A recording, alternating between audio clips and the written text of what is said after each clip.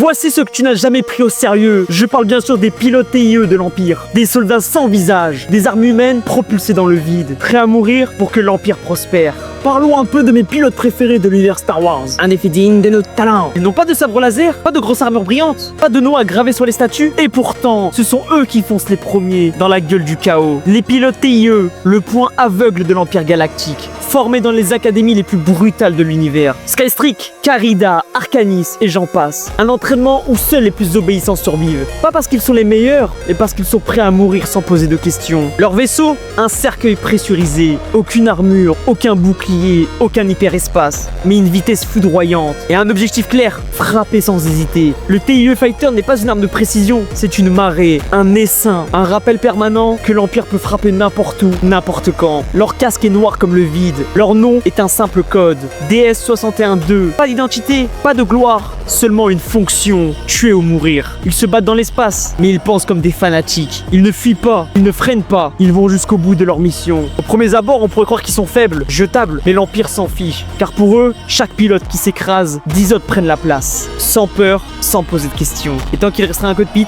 un pilote TIE s'y glissera, pour rappeler ce que ça signifie de faire partie de l'Empire. La leçon à retenir, c'est que tu ne peux pas vaincre ceux qui ont déjà fait la paix avec la mort. Et n'oubliez pas, le jeu vidéo est un art, et c'est nous qui faisons l'IOR.